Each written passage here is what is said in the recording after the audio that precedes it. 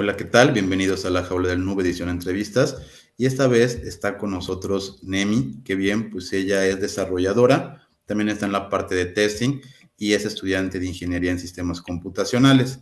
De igual manera están mis compañeros del staff de La Jaula del Nube. Antes que nada, ¿cómo te encuentras el día de hoy? Hola, buenas, muchas gracias por invitarme. Estoy muy bien, acá desde Argentina con un poquito de frío, pero muy bien y muy contenta por estar acá con ustedes. Ahora sí que nos gustaría saber, pues, cómo inició tu curiosidad por toda esta parte de la informática, de manera general. Desde muy chica, muy pequeña, siempre hubo computador en mi casa. Yo nací en el 2004, entonces ya era común que haya computadoras en casa. Mi mamá se dedicaba al diseño gráfico, entonces era como una herramienta más del día a día. Pero después a la hora de buscar qué estudiar, más o menos a los 16 años, me interesé por la ingeniería biomédica, nada que ver con lo que hago actualmente, pero buscar el plan de carrera de ingeniería me hizo darme cuenta que iba a necesitar saber programación. Entonces, de curiosa, de querer saber de qué se iba a tratar la carrera, hice un curso de programación a los 16 años y me enamoré, me cautivó y dije, por acá era". Esto es lo que me gusta hacer y le vi mucho potencial y a partir de ahí, eh, bueno, cambié a ingeniería en computación y ahí sigo, encantada, por suerte. Genial, genial, Emily. Y bueno, es muy interesante en el aspecto de que eres muy joven, como para empezar a tener esa curiosidad y a trabajar. O sea, tú ya estás trabajando en esta parte, ya veo que tienes algún bagaje en la parte de desarrollo, en la parte de QA, que es un ámbito que a veces, o yo he visto por lo general que es un poquito olvidado. En algunas partes lo he visto así. Tal Y esa cual. es una de las dudas que nos da, ¿no? Primeramente, tú sabes que aquí hay un público que es de todo, ¿no? Estamos mezclados en la parte de Linuxeros, de hackers, de personas que nos gusta la programación, o de puros curiosos, pero cuéntanos tú desde tu experiencia, eh, para una persona que no conoce, ¿cuál es la función del QA Engineer? Wow. El QA se, se encarga de garantizar que las aplicaciones, cualquiera sea, funcionen como el usuario espera y también no hayan fallas de distintos tipos. La diferencia quizás entre un QA manual o solo QA y no QA engineer es el conocimiento técnico. Un QA engineer es capaz de entender a profundidad también cómo están constituidos los sistemas para encontrar mejor las fallas e incluso utilizar herramientas de la programación para justamente también probar los sistemas. Por ejemplo, yo hago mucho testing automatizado o hacemos pruebas que requieren conocimientos técnicos.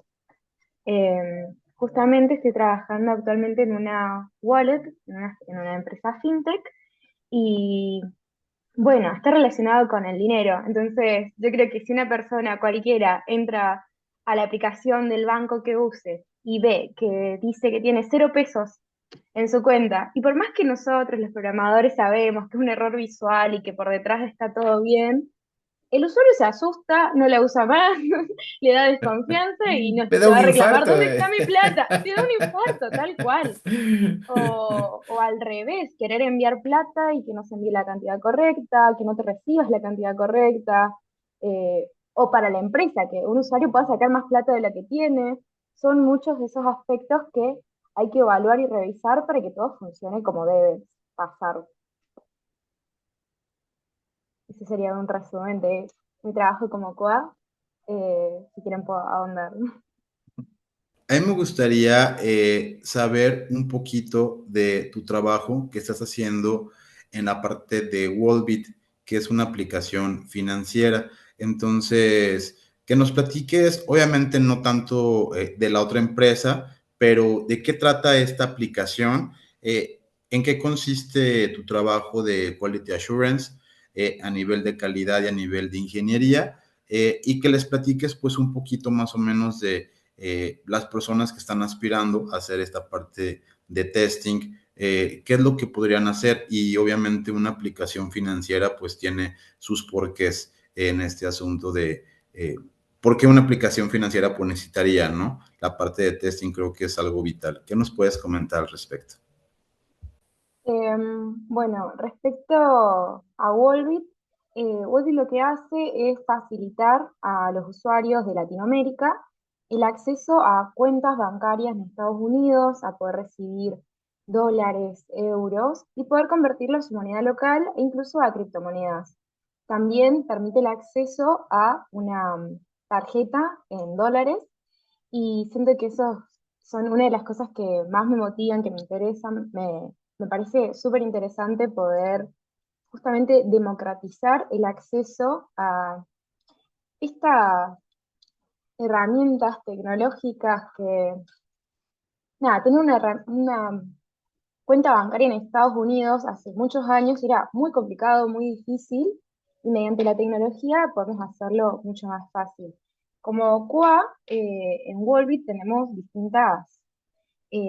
distintos sectores, además de la aplicación, donde hay que revisar que todo esté funcionando de forma correcta. Claramente tenemos al menos una base de datos, al menos una API, la aplicación, y como QA me encargo de ver que cada funcionalidad de la aplicación esté funcionando, valga la redundancia, de forma correcta, que cumpla con las expectativas del usuario y que nadie se rompa, que nadie pierda dinero, que se calculen bien los números, las comisiones, eh, que llegue de forma correcta todos los avisos de si alguien entró a tu cuenta, que uno lo pueda saber por mail para poder cambiar la contraseña, eh, y así con las demás funcionalidades.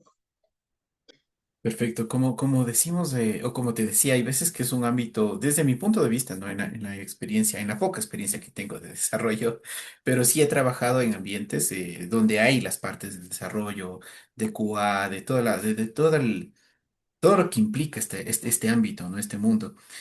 Voy a tomar una pregunta que Debug nos hizo y dice, ¿qué fue lo que te llevó a especializarte en testing automation y no en otra rama de desarrollo? Em, Sinceramente me gustan muchas ramas, me gusta hacer un poco de todo. Me interesó, o sea, mi primer trabajo lo tuve a los 19 años, fue como analista desarrolladora y vi que había esta falta de QAs técnicos, que quizás no llegaban errores o se perdía mucho tiempo para hacer un coverage, una cobertura de la funcionalidad de un sistema pequeño y que se podía mejorar con herramientas técnicas. Esto fue lo que me llevó a Testing Automation y para poder automatizar, primero hay que entender por qué se hace QA, qué es el Quality Assurance y cómo se define la calidad. Y también me hizo darme cuenta que es algo que está muy ligado al desarrollo de un producto en el sentido de pensar un producto como una necesidad o una solución para un usuario. Eh, por ahora me gusta eso de poder pensar productos desde el lado de la calidad y bueno, una de las cosas que más me motivan a estudiar, a especializarme, es justamente poder seguir desarrollando soluciones para nosotros los humanos, para nuestra sociedad, para nuestro día a día, y que sean soluciones reales, que nos aporten. Eh, pero no tengo miedo de ensuciarme las manos, como le decimos, de poder agarrar cualquier otra tecnología, cualquier otro rol. Siento que para mí la programación es un medio y no un fin en sí mismo. La programación la utilizo para, bueno, aportar calidad a mi producto. Pero, por ejemplo, ahora estamos trabajando de forma paralela en un emprendimiento con amigos y usamos programación para, bueno, desarrollo, para un montón de cosas. Eh, Creo que eso responde a la pregunta, pero aquí tengo muchas ganas de aprender más, de hacer más cosas, probar otros roles también.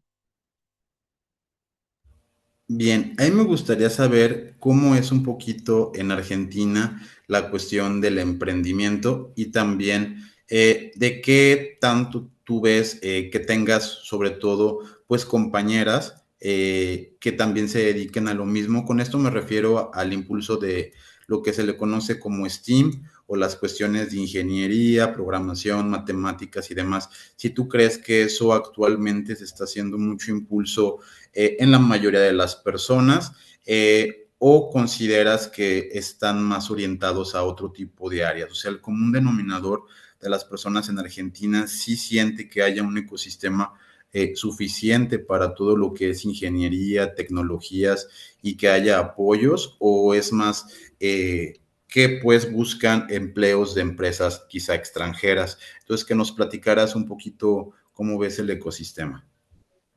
Em, en cuanto a emprendimiento, siento que Argentina es un buen lugar, en Córdoba yo estoy particularmente, y también hay muchos emprendimientos. Sé que es difícil para cualquier emprendedor, pero de acá surgen un montón de startups. De hecho, Wallbit, la empresa donde yo trabajo, es una startup que fue financiada por YC o Y Combinator, y es un muy buen ambiente para emprender. Siento que el argentino en sí es una persona que se esfuerza mucho, que intenta un poco salirse de lo tradicional o trabajar mucho. En cuanto a tecnología y qué tanta motivación hay por estudiar tecnología, siento que actualmente estamos en un auge donde todos queremos programar, todos queremos saber cómo funciona la IA. Eh, Sí, siento que todavía aún falta que más mujeres se interesen en programación, en sistemas, en ingeniería. Es difícil, seguimos siendo poquitas. El ambiente ha ido mejorando, ya no es como antes, pero sigue habiendo una dificultad ahí. Es muy, muy interesante esa parte, ¿no? El contexto de cómo es la parte del desarrollo en sí, pero hay algo muy interesante que tú mencionas, Emily. Esa entrada de las mujeres que sigan en la parte del desarrollo, de la programación, en sí de la parte tecnológica, ¿no? Creo que por cuestiones muy tradicionalistas, primordialmente en Latinoamérica, se viven este tipo de escenarios, ¿no? O sea, estamos en un mundo latino que todavía como que nos desigualamos de otras partes del mundo en ámbitos, pero es importante cómo se van rompiendo ese tipo de esquemas tradicionalistas y yo creo que tú eres una parte de eso, ¿no? Ir rompiendo esos esquemas, ir buscando, como tú dices, y una parte que me pareció muy interesante lo que tú dices, seguir aprendiendo. Nosotros debemos de seguir y seguir y seguir porque es un ámbito que es muy variable. O sea, es un ámbito que si hoy día aprendí una cosa, pues mañana ya se crea otra o se desarrolla otro o a alguien se le ocurre crear un nuevo lenguaje o alguna cosa así. Entonces, yo creo que es un mundo muy variante y en eso sí, te felicito por esa parte, ¿no? Seguir esta carrera, seguir esos sueños y seguir todo lo que tú desarrollas desde esta parte, ¿no? Una pregunta que se me viene y es un poco más enfocado a lo que tú has aprendido o cómo has aprendido. ¿Y cómo tú considerarías como para un aprendiz? Digamos que yo soy un aprendiz. Bueno, yo aprendí programación hace algunos añitos. No soy tan buen programador como muchas veces lo he dicho. Yo aprendí en C hace muchos años. Pero tú, desde tu perspectiva, desde tu experiencia, si tú tienes un aprendiz, ¿qué lenguaje tú le considerarías como decir, oye, ¿sabes qué? Empieza por acá. O sí, o sea, digo, cuando yo, en mi experiencia un poquito alargándome, para mí cuando empecé a programar, empecé con C y para mí C sí era medio complicadito. Se me hizo muy complicado al principio y sufrí bastante cuando empecé en la universidad a aprender, pero bueno, luego uno se va acoplando, va haciendo y va ya desarrollándose en el medio, digámoslo así. Pero tú, en cuanto a tu experiencia, ¿qué le dirías a un aprendiz de este mundo? ¿Por dónde empezarías? Mi respuesta va a ser polémica, porque sé que a muchos no les gusta, pero para mí lo ideal es empezar con pseudocódigo. Eh, Porque lo fundamental es aprender la lógica de lo que estamos haciendo, de lo que estamos trabajando, y después los lenguajes de programación es aprender la sintaxis y los detalles de cada lenguaje en específico. Así que si una persona me dice, hoy, ¿cómo puedo empezar? Quiero programar hoy ya. Primero le diría, bueno, bajemos la ansiedad, porque también sucede esto de que se sigue creyendo que con un curso de 4 meses vas a ser programador full stack y vas a hacer tu startup. Y me encantaría que fuera así. Quizás con la IA pensábamos que es un poco más posible, pero seguimos teniendo que saber, tener mucho conocimiento técnico detrás primero. Y luego como lenguaje de programación, creo que depende para qué es lo que quieran hacer particularmente. Eh, por ejemplo, yo empecé un poco con JavaScript, después seguí con Java. Por suerte no volví a tocar Java, pero no me disgusta tampoco, no me molestaría. Y en la universidad sí vi C, también vi Java, pero sobre todo C y C++, para aplicarlo en, bueno, dispositivos a bajo nivel, porque ingeniería en computación incluye mucho de hardware, pero también, bueno, he visto Python para hacer distintas cosas. Entonces, siento que si uno tiene los conocimientos fundamentales acerca de la programación, puede agarrar cualquier lenguaje, defenderse muy bien y desarrollar, que es justamente lo que mencionaba al principio, que el lenguaje de programación y el código en sí es únicamente un medio para un fin. Me concentraría en ver cuál es el fin, qué quiero desarrollar. Bien, a mí me gustaría preguntar un poco de la cuestión de administración de código y quiero hacer un poco de similitudes entre lo que es el pentesting, que es lo que hacemos más en la parte nosotros de hacking. Considero que yo también, por ejemplo, antes de hacer pentesting, hacía pruebas de software, hacía software testing también, caja negra, caja blanca. Me enseñaron un poco a hacer code coverage, estar analizando bugs en el código principalmente, de funcionalidad, pruebas de estrés, pero con esa formación, pues obviamente aplicándola al pen testing, creo que tengo pues cuestiones que me dan ventajas en saber cómo presentar la documentación y todo esto. ¿Qué tan importante? Bueno, tú ves que las empresas que ustedes las están poniendo como tal en testing, también hacen pruebas de penetración o también están preocupados por la ciberseguridad. Si es algo que se vea o es más cuidar que funcione la aplicación, aunque no sea tan segura. Eso me gustaría que pues, nos lo contestaras con honestidad, no necesariamente mencionando a ninguna empresa en específico, sino de forma generalizada, pero qué tanto interés ves en parchar estos bugs o estos códigos que podrían ser vulnerables. Sí, muchas veces siento que existe la confusión acerca de si QA hace pentesting y no lo hace. Quizás sí nos preocupamos de la seguridad en cuanto a otras cosas, como por ejemplo que los tokens de acceso funcionen correctamente, que no se pueda acceder a ciertas funcionalidades si no estás autenticado. Em, pero no, como QA yo no trabajo en pentesting, pero sí considero fundamental el área de la seguridad, por más que sea algo separado de la calidad en sí misma, es importantísimo. Eh, por suerte en todas las empresas que he trabajado están muy interesadas al respecto. En Wallbit claramente se hace pentesting porque es una fintech. No podemos trabajar con dinero sin tener medidas de seguridad. Eh, Así que sí, le ponemos mucho, mucho hincapié a la seguridad y nada, me parece muy interesante y espero que siga siendo una buena práctica, que se difunda más entre las empresas de software. Siento que es una falencia quizás en las software factory, que ahí fallan un poquito, pero me parece muy interesante y siento que es algo que hay que divulgar. Bien, bien, muy interesante. Voy a tomar otra pregunta de debug que está tras bastidores por el momento. Y dice, ¿qué herramientas fueron tus primeras aliadas y cuáles usas actualmente en tu stack? ¿Qué herramientas fueron mis primeras aliadas? Bueno, yo empecé con Visual Studio Code como bajo el brazo. Bueno, Docker, GitHub y Git, lo básico y esencial.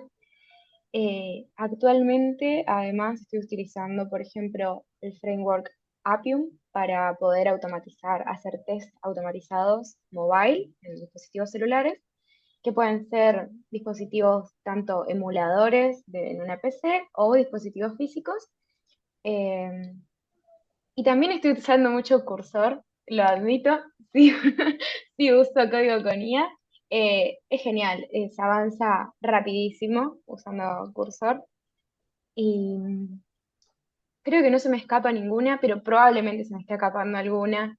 Eh, Sobre todo, bueno, para hacer esto de la gestión y administración, armar reportes, utilizo un montón de herramientas según me parezca pertinente, no sé, Notion, incluso Sheets, a veces Excel. Uno siempre vuelve a los valores tradicionales.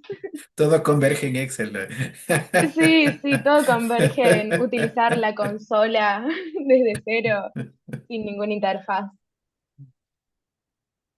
Perfecto. Bien, en esa parte a mí me gustaría hablar un poquito ya del tema de la inteligencia artificial, pero precisamente yéndonos a pues cosas más drásticas. Las personas a veces sienten que los va a reemplazar la inteligencia artificial. Esto, pues tú lo ves como algo posible, algo que va a suceder en el futuro. A veces yo me reía mucho de ese tipo de cuestionamientos porque las primeras versiones de ChatGPT pues dejaban mucho a desear, no se actualizaba la memoria, entonces realmente tenías una conversación y el seguimiento de estas era como si tuviera un caché limitado. Ahora que puede recordar todas las conversaciones del pasado, que le están brindando más cosas y poniéndolo hacia un futuro, ¿crees que a lo mejor en un par de años sí tengamos inteligencias artificiales que puedan hacer la mayoría de las cosas o que esto pueda llegar a ser posible, aunque sea en una escala baja, ¿no? A lo mejor no van a reemplazar al hacker, al programador estrella, ni a una persona muy habilidosa, pero que a lo mejor sí puedan reemplazar a cosas más básicas, ¿no? O sea, como quien te puede dar un consejo, acompañamiento básico, y si algunas personas, soporte técnico, vamos a llamarle así, ¿no? Que a lo mejor tareas de soporte, cuestiones muy básicas, pero aún así a lo mejor en los call centers hablaríamos de despedir a muchas personas. ¿Tú crees que esto va a evolucionar hacia allá o definitivamente no hay que preocuparse de esta situación? Em, yo no lo vivo como una preocupación, eh, pero sí entiendo que esta revolución de la inteligencia artificial representa lo mismo que muchas otras revoluciones en nuestra historia, como fue, no sé, de repente tener electricidad o de repente tener sistemas informáticos que almacenen información de distinto tipo y que efectivamente generan un cambio en nuestra economía. Y con esto me refiero a que van a morir y nacer nuevos puestos de trabajo. Quizás algunos queden anticuados, quizás algunos van a surgir muchos nuevos, yo creo que ya están surgiendo muchos nuevos. Me gusta ver la IA como algo que viene justamente a ayudarnos, a facilitarnos, a permitirnos ser más eficientes para poder nosotros los humanos concentrarnos en aquellas cosas que más nos interesan o que realmente necesitan nuestra intervención como creatividad. Y siento que, por ejemplo, yo como QA también uso IA para que haga lo básico, cosas que a mí me costaría mucho tiempo hacer, en vez de perder un día haciendo test básicos, que me los escriba y que incluso a veces para generar código, pero sigo necesitando estar yo, no le puedo dejar la IA que trabaje por mí y yo ir a hacer otras cosas, a jugarme en la Play. Eh, Todavía sí seguimos necesitando intervención humana en estas cosas que necesitan nuestra sensibilidad humana, como la creatividad y, bueno, justamente la sensibilidad. Y las automatizaciones, creo que ya pasó de que las máquinas reemplacen humanos en el proceso productivo, como la película de Willy Wonka, que el papá del protagonista termina arreglando la máquina. Es algo que creo que es inevitable actualmente, porque nuestra naturaleza como humanos es buscar ser cada vez más eficientes, pero me gusta también pensar la eficiencia como no para hacer más y ser cada día más hiperproductivos, sino como para, bueno, hacer mejor y poder aprovechar nuestro tiempo de otra forma. Genial, esa parte me gustó bastante como tú describes, cómo es un procedimiento de lo que se tiene que seguir para, para vivir en este medio de la parte de desarrollo, ¿no? Emily, te voy a hacer una pregunta tipo examen de universidad. Oh, no, Bueno, no tenía es tan miedo. difícil, pero el A formato ver, sí es tipo universidad. Es una pregunta que yo creo que va un poco enfocado a lo que decíamos un poco del día a día del QA Engineer. Y tal vez sea un problema que se tope con muchos QA engineers, así que te lo voy a preguntar a ti. Verás, la pregunta es la siguiente, está planteada de esta manera. Dice, ¿el QA engineer entra al final de la etapa de desarrollo? O sea, casi cuando está ya en producción, ¿es verdadero o es falso? falso, absolutamente, no, ni siquiera lo necesito pensar. Es muy falso porque para mí el QA empieza, como les decía, de que me gusta pensar el QA desde el producto, desde la solución. Eh, el trabajo de QA empieza desde el análisis del requerimiento. Hay un requerimiento que es, bueno, hay que hacer esta funcionalidad para este tipo de usuario, y cuando los desarrolladores empiezan a analizar cómo van a realizar esta solución, empieza el QA a plantear escenarios y entender cómo va a ser desarrollada esta solución, para entender cómo romperla o incluso avisarle a los devs, tengan cuidado con este tipo de casos, porque la finalidad también del QA no es encontrar errores, sino prevenirlos, que no existan estos errores, ni en desarrollo, ni en producción, mucho menos. Entonces, falso, creo que tengo la respuesta correcta. Gracias, gracias. Mi siguiente pregunta va orientada en cuanto al ambiente laboral y la experiencia necesaria. Ahora pues ya no me sucede por obvias razones, pero a mí me tocó incursionar en esto de la informática, incluso en la ciberseguridad desde muy temprana edad. Y sí notaba que pues las personas a veces no me creían porque era demasiado joven, simplemente por eso. De repente tenía jefes que tenían 35, 40 años de edad, incluso algunos 50 años de edad, y pues no van a dejar que una persona de 21 años o 22 años llegue y les dé órdenes o les diga cómo se va a hacer su trabajo, sabiendo que, bueno, pues obviamente ese talento pues va evolucionando, pero yo desde muy temprana edad, pues era bueno para encontrar bugs, para corregir cosas, y a veces les costaba, ¿no? Con las personas con las que mejor me llevaba eran aquellas que pues eran suficientemente evolucionadas, que aunque tuvieran 50 años, maestrías o doctorados, decía, mira, pues si el chavo sabe de Linux y está encontrando el error antes que nosotros, pues no hay problema, hay que darle prioridad y corregirlo, pero muchas otras veces también me pasaba como el, no, tú no sabes, vuélvelo a hacer. O gente que nada más te ponía la pata o te quería fastidiar el día, porque sentían como una amenaza, ¿no? De este talento joven. Nosotros impulsamos mucho, en mi caso, pues obviamente al sufrir de esto, no replicas el error con nuevas generaciones, pero tú cómo has sentido eso en los ambientes laborales? El hecho de que haya personas de muchísimo mayor edad, quizá con otro tipo de habilidades y que a veces puedan llegar a menospreciar el trabajo de talentos jóvenes o incluso no apoyarlos como deberían. No sé si eso te haya tocado vivirlo o no. Me tocó vivirlo en experiencias anteriores, eh, de justamente, bueno, que no, sos pequeña, tu opinión no importa mucho, y siendo mujer, ni les cuento, mujer joven es aún más terrible.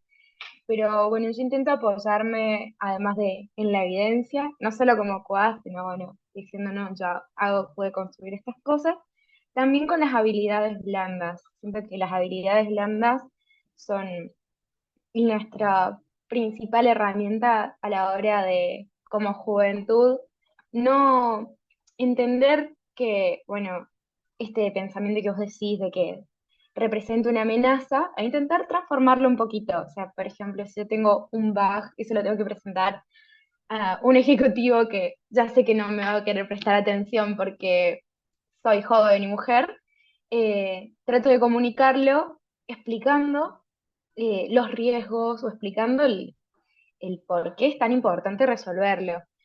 Es algo difícil, es algo que se entrena y uno tiene que armarse de paciencia para poder trabajar bajo esas circunstancias, pero nos toca, acá en Argentina tenemos una expresión, no sé si ustedes también la usan, que es pagar derecho de piso. Lamentablemente a uno le toca esa posición, pero ayudándose de habilidades blandas, yo creo que uno puede explicar que uno está también para aprender y aportar, y no buscamos desplazar, sino hacer más o mejor.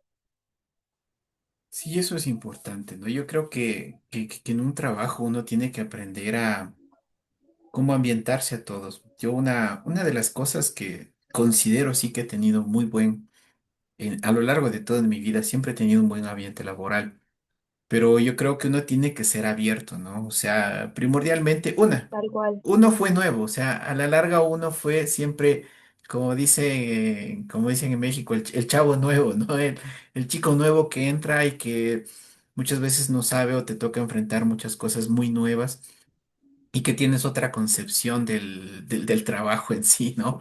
Y lo que es bueno, yo pienso, o por mi parte, siempre ha sido así, se tiene que apoyar a las personas que recién entran, una, para que se acoplen al medio de trabajo, luego para que entiendan cómo son los engranes de ese trabajo, y luego, pues, para que aporten con sus conocimientos, porque como decía Héctor, yo he visto en la actualidad bastantes talentos jóvenes que aportan mucho, o sea, que aportan mucho. ¿Por qué? Porque son curiosos, te hacen preguntas que a veces te dejan pensando, pensando bastante, y es porque tienen esa necesidad de investigar, esa necesidad de aprender más. Entonces, eso hace que sean muy curiosos y, lógicamente, pues aportan mucho a la parte laboral.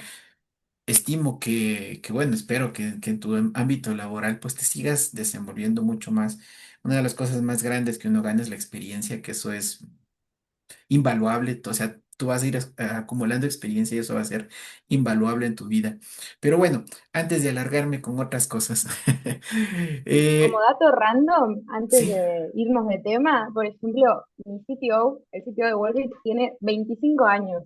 Así que el ambiente es totalmente diferente. Te sí. imaginarás que, no, ese problema en particular no lo tengo, pero bueno, sería porque también es una startup, una empresa, no de las tradicionales software factory muy corporativas. Mm. Y un poco eso iba enfocado mi pregunta, ¿no? En el ámbito laboral, la tradición siempre, y yo creo que eso fue un golpe hasta antes de la pandemia, ¿no? La tradición siempre es, tú tienes tu trabajo, estás sentado en tu escritorio, tu jefe te tiene ahí observado y tú estás en tu oficina y en toda esa parte. Pero de un tiempo acá he visto, especialmente en la parte de desarrollo, en la parte de desarrolladores, las personas que trabajan mucho con software, ya las empresas es como que, bueno, si quieres quedarte en tu casa, quédate. Si tú quieres hacerlo a teletrabajo, cumples por proyectos, te hacen tus contratos. Entonces, ¿cómo es tu medio de trabajo y cómo tú consideras que es mejor? O sea, ¿qué te parece mejor? ¿Estar en la oficina ahí con tu jefe, con tus compañeros y con todo el ambiente, viajar, no sé, 1 o 2 horas a tu sitio de trabajo o quedarte en tu casa, prender tus máquinas, prender tus pantallas, tomarte un café si deseas o una soda o lo que sea? Entonces, ¿qué es lo que más o te parece interesante dentro de este ámbito que ahora sí ha tendido bastante a la parte remota? Bueno, justamente yo trabajo a unos 600 kilómetros de las oficinas de Volbit, entonces para Un mí no es poquito posible ir a lejos. trabajar. Sí, para mí no es posible ir a trabajar presencialmente todas las semanas, pero cuando puedo viajar a Buenos Aires, que es la capital, voy. Y si tengo un viaje por algún otro motivo y justo está entre semana, aprovecho a ir a las oficinas. A mí es algo que me gusta mucho poder estar trabajando al lado se resuelve muchísimo más rápido que por mensajes o por llamadas. Em, pero también me gusta este nuevo enfoque de las empresas de que sea remote first, ellos le llaman como, bueno, la prioridad es que puedas trabajar remoto, pero tenés la posibilidad de venir. Pero bueno, trabajando remoto este último año, también es cierto que por ahí eh, subestimamos el impacto psicológico que tiene estar encerrado. Entonces hay que tratar de tener una vida balanceada. A mí me pasa de que estar trabajando en la PC y después hacer estar estudiando en la PC me estaba haciendo pesado, entonces ahora estoy yendo a trabajar a un cowork con mis amigas y también justo a un compañero de trabajo que es de la misma empresa que yo. Y sinceramente siento que funciono mejor, que disfruto mucho más teniendo a mis amigas al lado, haciendo el proceso de salir de mi casa, tener que caminar o ir en bici hasta las oficinas. Siento que es algo que me aporta mucho, pero me gusta poder decidirlo. Me gusta que sea una elección y no una obligación, porque también es cierto que es irreal que por estar 8 horas, que en realidad siempre son 9, eh, en la oficina, enfrente de la PC, está siendo productivo. Es mentira, yo puedo estar mirando fijamente el código y dejando el tiempo pasar. Entonces, siento que tener esas tradiciones no tienen sentido y que deberíamos apostar por seguir escuchando a las personas y qué es lo que realmente les hace mejor y entender qué es lo que los motiva también, cuándo es uno más productivo. Creo que responde, no sé si tenés Sí, algo. perfecto. Bien, a mí me interesa saber un poquito qué personajes admiras, porque creo que esto ha cambiado también de forma generacional. Ahí me tocó crecer un poco admirando a Steve Jobs, que pues ya falleció. Kevin Mitnick también ya falleció. El de C también ya falleció. Entonces, ahora sí que muchos de nuestros íconos, ya creo que solamente queda Linus Torvalds, Richard Stallman, pero ya son pocas las personas quizá que a nosotros como generación entre los 80s y 90s nos tocó vivir, pero pues más un poco, digamos que más old school.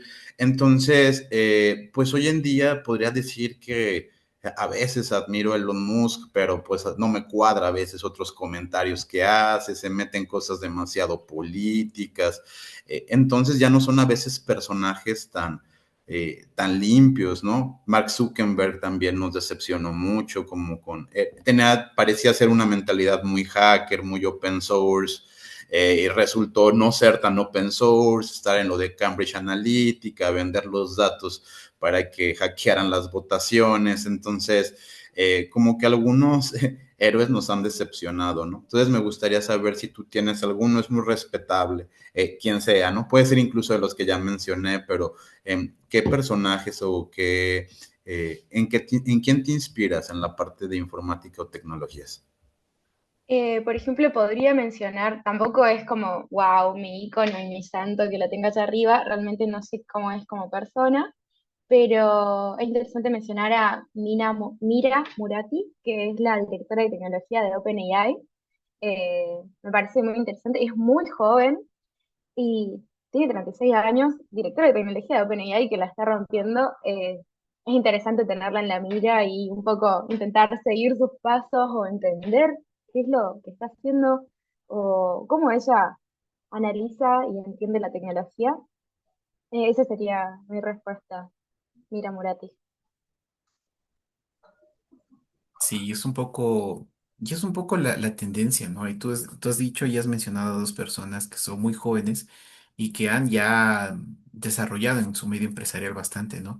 Y que han destacado, ¿no? Antes, no sé, yo creo que para llegar a un puesto muy grande de una empresa ya tenías que sobrepasar los 40, los 50 años, pero en la actualidad se ve mucho, ¿no? Esas tendencias de que son personas que perfectamente a los finales de sus 20 años o en sus 30 años, pues ya tienen puestos importantes y o que han creado ideas súper importantes, ¿no? Entonces, yo pienso que eso es importante destacar y seguir apostando por eso, ¿no?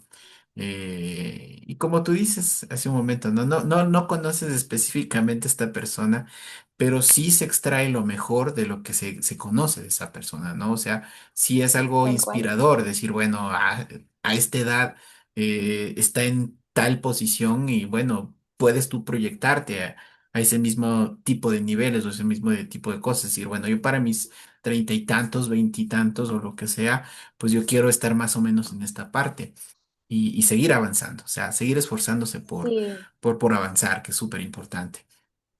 siento que para eso que mencionás tiene mucho que ver, bueno, además del avance tecnológico y que ya no hace falta saber todo en detalle, que son personas que no trabajan solas, claramente, que tienen un objetivo de, pero insisto con esto que mencionaba de que el desarrollo es un medio para un fin. Y cuando uno lo entiende de esa forma, eh, creo que es más fácil abrirse a los demás a encontrar colaboradores con el mismo objetivo, de desarrollar una solución para esto. Bien, en el futuro, pues obviamente estamos hablando de programar de otra forma.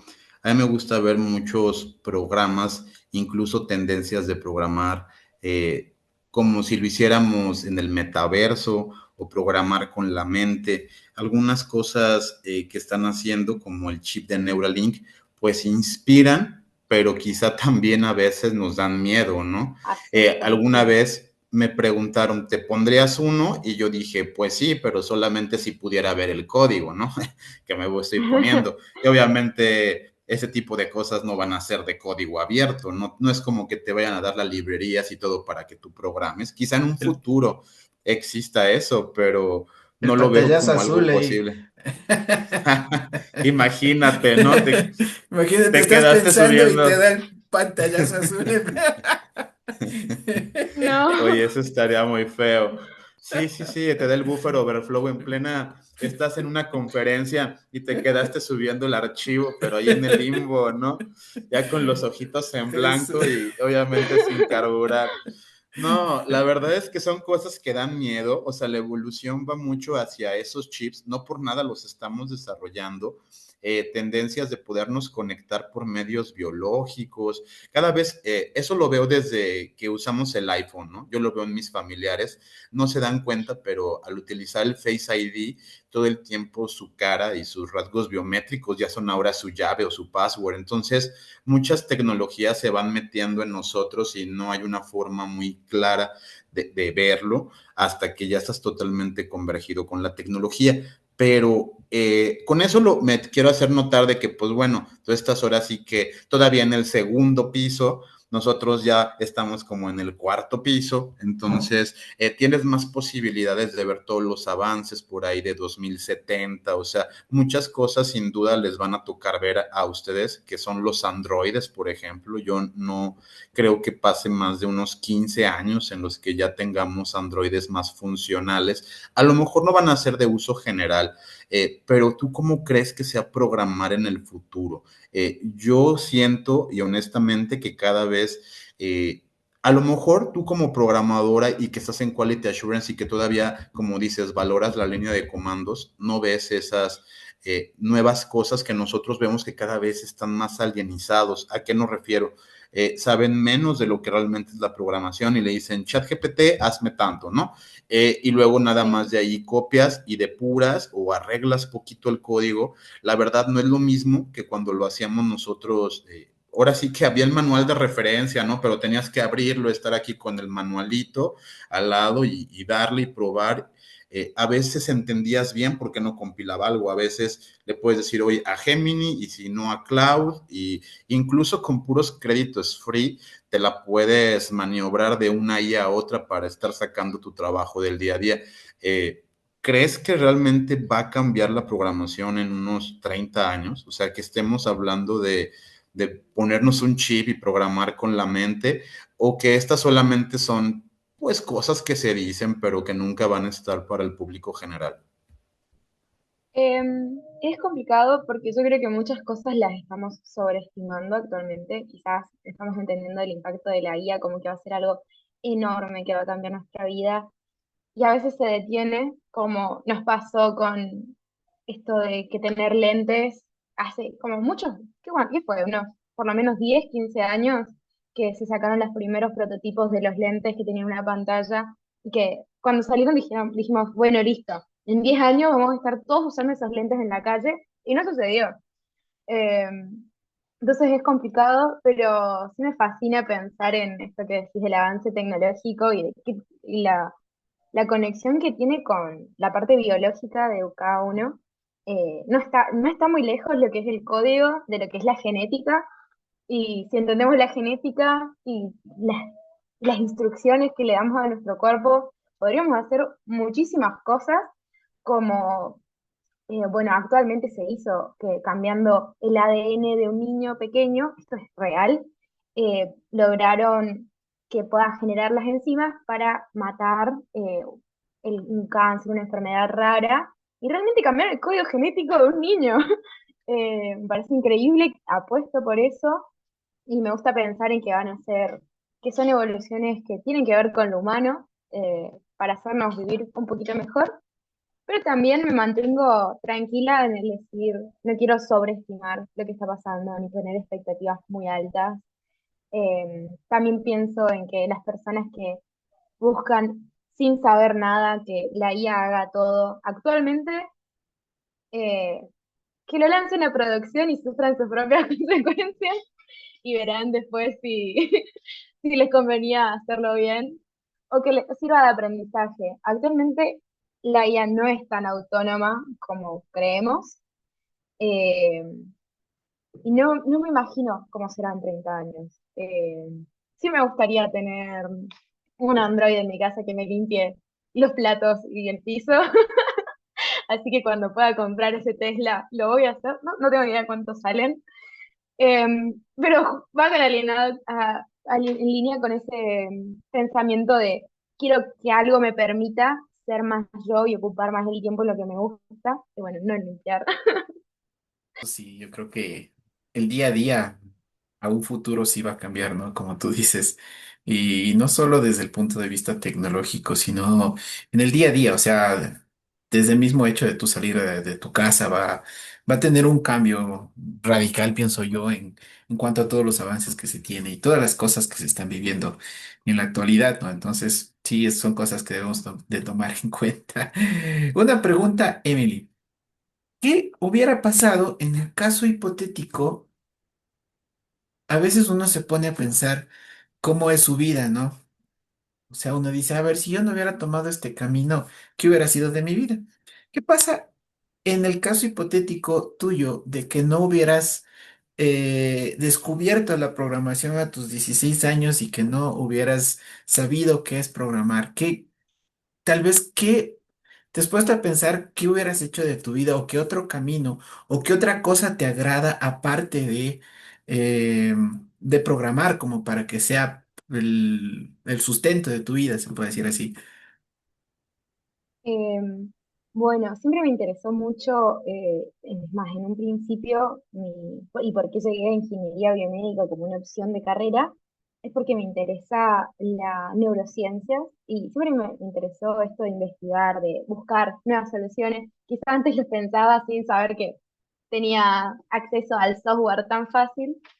Em, pero sí veo, quizás, no sé, hubiera estudiado ese tipo de carreras y sin una salida laboral a una edad tan temprana, y veo y agradezco y menciono mucho, y es por eso también que hablo tanto en mis redes sociales al respecto, porque soy originalmente de Mendoza, que Mendoza también está como a unos 600 kilómetros de Córdoba. Córdoba está en el medio, 600 kilómetros para allá Mendoza, 600 kilómetros hacia el este, Buenos Aires. Y mi familia claramente no iba a poder eh, ser mi sustento económico para que yo me vaya a otra ciudad a estudiar.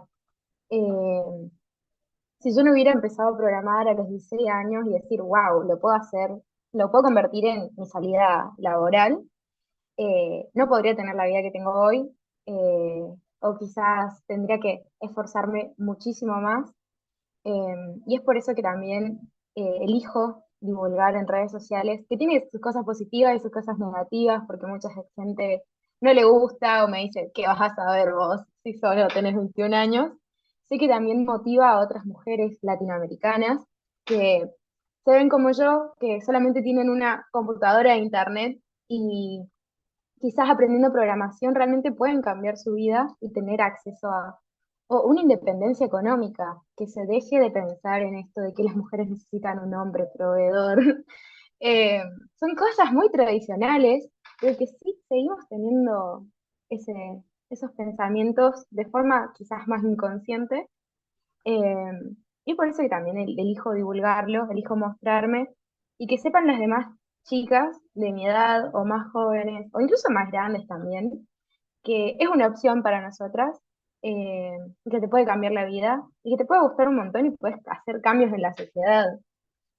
Eh, Así que agradezco mucho haberme topado con eso y cada vez que puedo comentarle a una amiga de qué se trata, a una chica que no está en duda con la carrera, porque incluso a mí me pasó de decir, no, no sé si la programación es para mí, la pantalla negra con las letras de colores me asusta.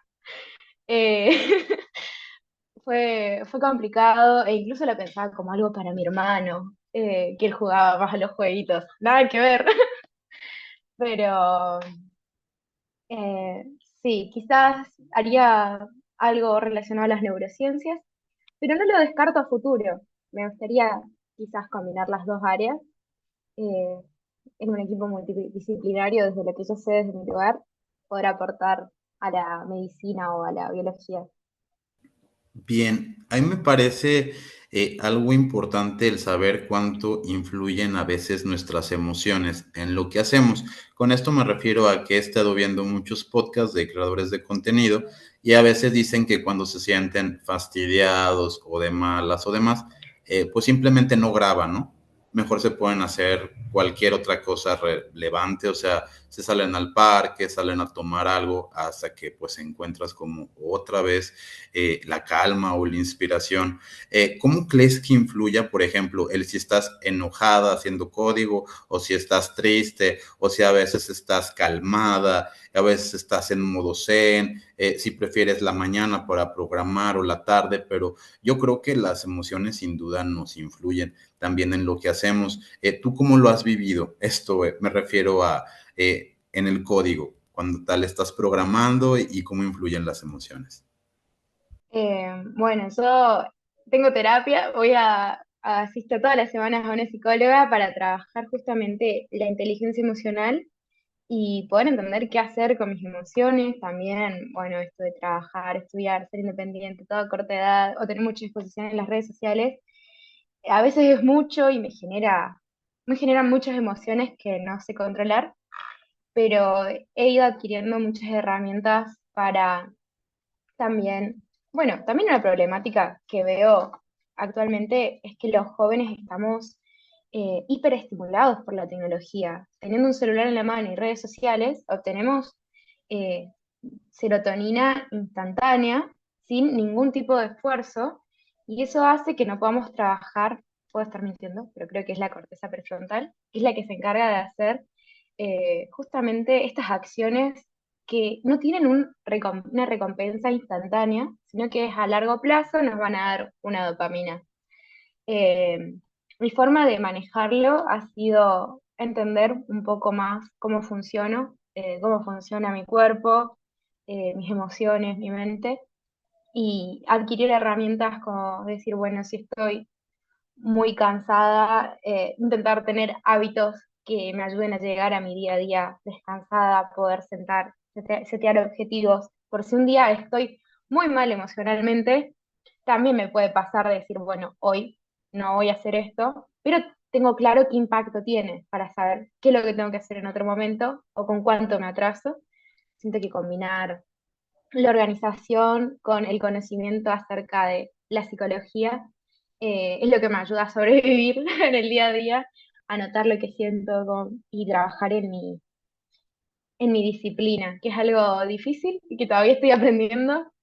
Eh, pero sí, estoy investigando mucho al respecto de, justamente para este emprendimiento que estamos haciendo con mis compañeros de electrónica digital de la universidad, acerca de el impacto que tiene este hiperestímulo que tenemos con nuestros celulares y cómo afecta nuestra concentración, nuestras emociones e incluso nuestro desempeño académico, laboral, y que impacta también, no sé, a largo plazo en el desarrollo de una sociedad, si tenés menos profesionales porque están viendo TikTok todo el día.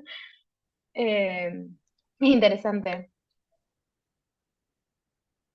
Esa parte es muy interesante, ¿no? Cómo nosotros tenemos que balancear las cosas. Es muy importante balancear las cosas porque hay una cosa que tú dijiste muy importante, Emily, cuando hablábamos de la parte del teletrabajo, del trabajo remoto.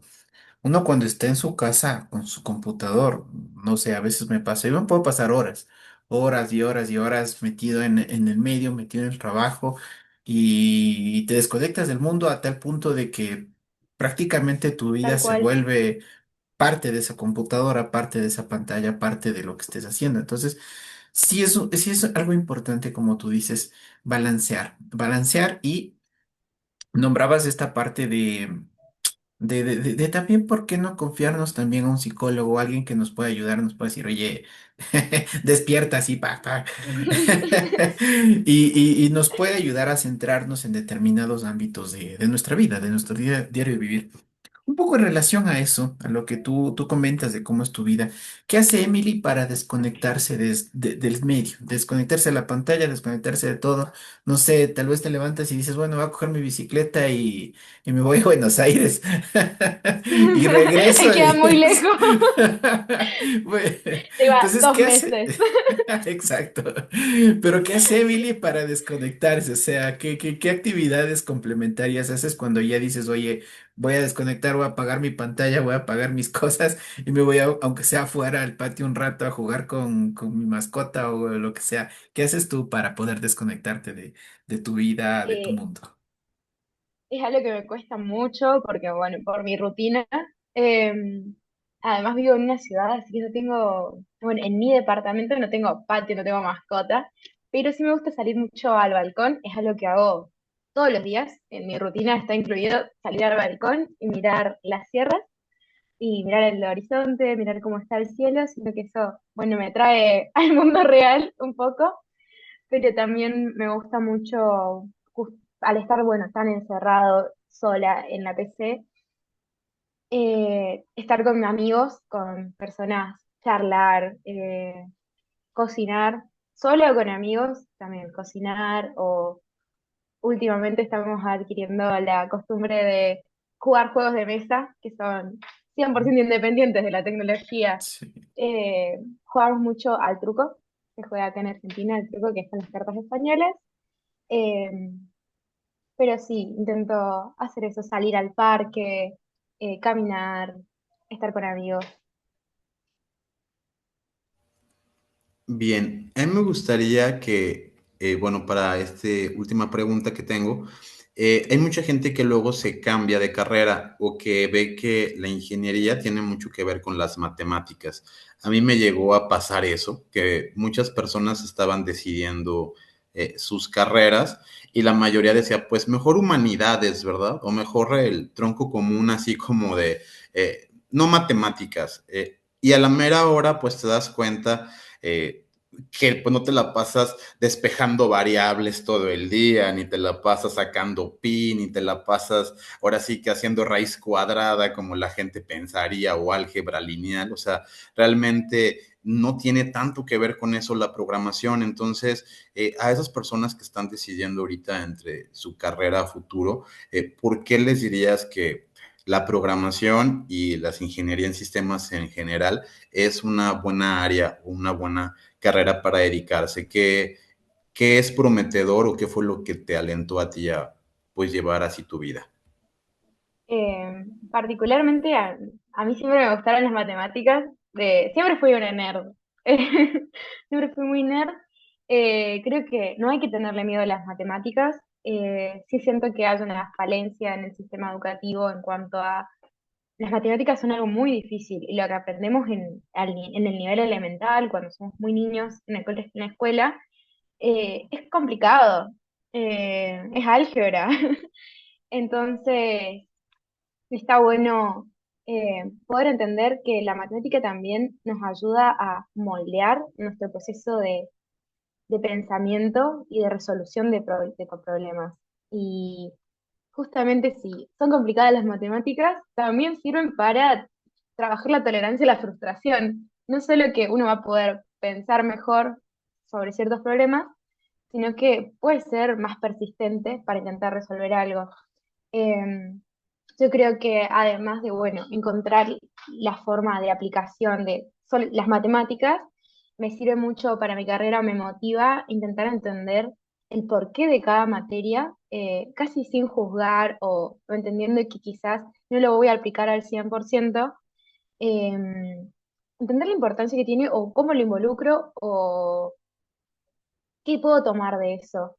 Y también entender que el objetivo más grande es no la carrera en sí, saber, bueno, integrar múltiples integrales y tener una velocidad de desarrollo superior, sino todo lo que podemos hacer con ese conocimiento, como, bueno, generar nuevas soluciones para las personas o un avance tecnológico que, como mencionábamos anteriormente, que de repente podemos cambiar el código genético de un niño para que ya no tenga una enfermedad. Eh, Siento que esa actitud de poder salirse de la caja y pensar un poquito más allá me hace encontrar entusiasmo y mucha pasión y es algo que quiero compartir y me gusta compartirlo con mi círculo o en mis redes sociales de que lo podemos hacer y a veces uno se siente pequeñito en su lugar de cómo yo que estoy parada en este lugar, que soy un puntito en el espacio, voy a poder generar ese impacto. Es un poco confiar en nosotros mismos e intentar hacerlo, sumar nuestro granito de arena. Pues muy bien, y ya por último, pues ¿cómo te pueden contactar alguna red social que quieras brindar? Estoy en Twitter como https-memi, ese es mi arroba, y también en Twitch como Memi Tech Space, separado por eh, guiones bajos, Memi Tech Space. Ahí estamos compartiendo constantemente nuestro aprendizaje de programación o de hardware, o hablando de tecnología, o a veces extendiendo. Pueden encontrarme, pueden mandarme un mensaje siempre, mis DM están abiertos. Y bueno, les agradezco un montón por invitarme al espacio, fue muy interesante la charla. No, pues muchas gracias a ti. Ha sido un placer tenerte en la jaula del noob. Gracias a todos en casita. Esto fue la jaula del noob. Muchas gracias, gracias, Emily.